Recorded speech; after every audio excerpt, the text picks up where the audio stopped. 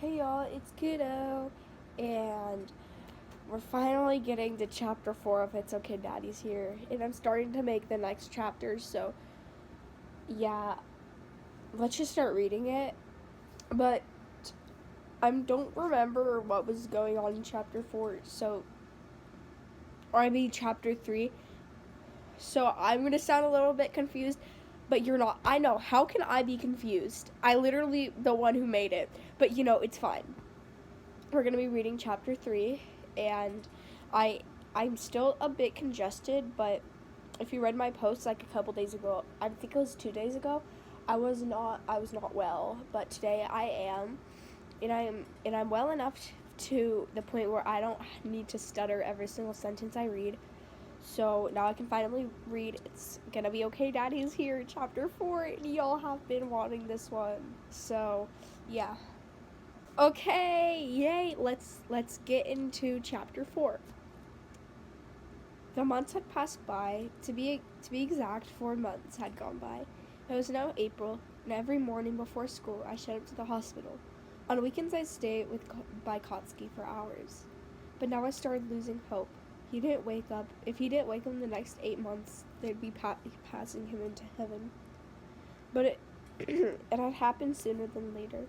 I just came home from school and Dad and Papa called me downstairs. We have something to say, Zuko. You might not like it. I nodded. Okay, what's up? I could see Papa's expression changed. He looked at me like he was about to cry. This evening, Kotsky stopped breathing. Nobody really knows why, but he passed away. My heart caught my chest. No, you must be kidding. Dad. He shook his head. I'm sorry, Zuko. I sobbed so hard I couldn't breathe. My throat stung and my chest hurt. I could see Dad look away, but Papa hugged me. I heard other soft cries, but they weren't mine. I knew they were Dad's, so I let go of Papa and told him to go talk with his husband, Shota. I couldn't stand seeing Shota's POV. I couldn't stand seeing him like that. Izuku reminded me of myself when I was his age. The incident reminded me of when Obora died. He acted the same way. I didn't want to cry in front of my problem child, so I just left the room. Azashi followed me into our room and hugged me. I'm sorry this happened, Sho. I know it's a delicate topic. I didn't answer, I just cried silently. It'd been so long since I cried in the arms of my husband I forgot what it felt like. It's okay, Sho. I love you. Hizashi managed to say without crying too. I love you too, Hizashi. But maybe we should go check on Izuku to make sure he's alright? Hizashi nodded. Yeah, we should. Izuku's POV. After I let Papa go help Dad, I broke down immediately. I didn't even make it to my room. I just collapsed where I was and cried. My mind kept drifting backwards, all the way back to middle school. And one of the worst thoughts slipped back into my head.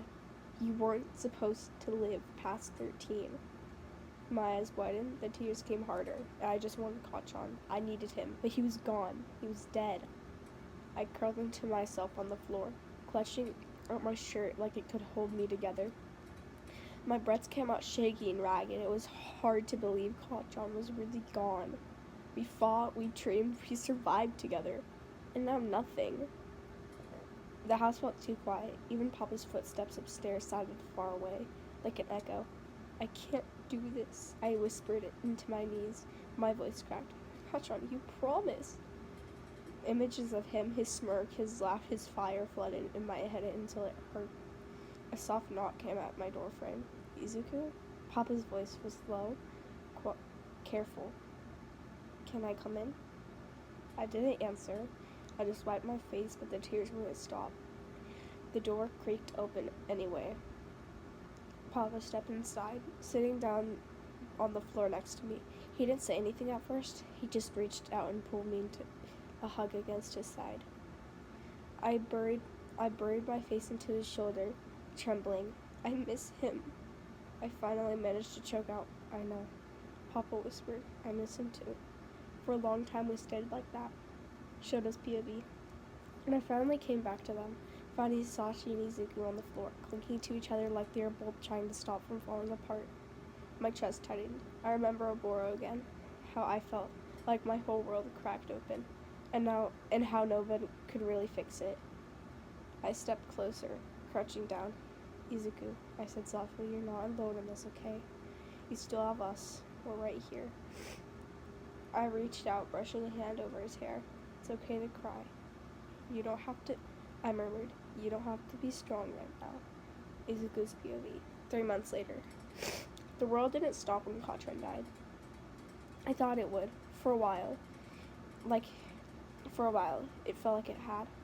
But the mornings kept coming. School didn't wait. People kept passing by me in the hallways, laughing like nothing happened.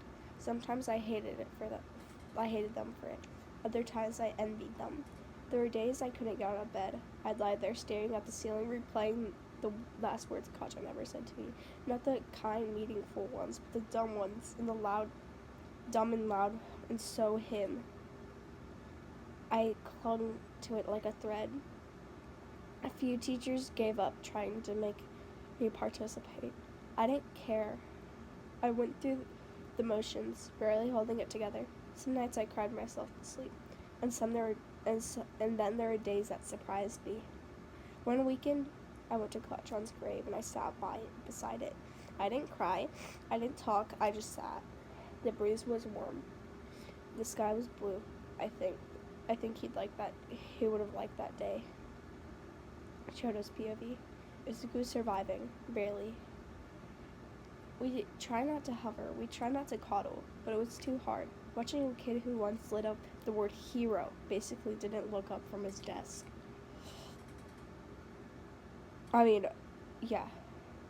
Barely looked up from his desk. He flinched at small explosions in the trading room. That part hurt most. Hisashi and I rotated who'd pick him up when he had bad days, who'd sit by him, when he shut down, who would make him cocoa and just sit. Sometimes he didn't even talk. That's okay. That was okay. But there was progress too. He started doodling again, first just scribbles, then costumes, sketches, eventually a design label KX in messy handwriting. I didn't ask what it meant. I just smiled. Izuku's POV, 6 months later. I laughed today, genuinely. It was dumb. Eri tried to prank Papa by putting googly eyes all over his coffee mugs. His face when he took a sip from Mr. Muggy was priceless. I laughed so hard I cried again, but this time it didn't hurt as much. I still talk to Katrin sometimes, not out loud, just in my head. When I get a good grade, when I trip on the sidewalk, when I see someone use their quirk in a cool way, I like to think he's somewhere, yelling at me for stop being a nerd. Some nights I still fall apart. The what ifs and the should haves come back. Sometimes I think about how close I came to losing myself. Not just him, but Papa walks by with a blanket, or Dad puts on my favorite soup.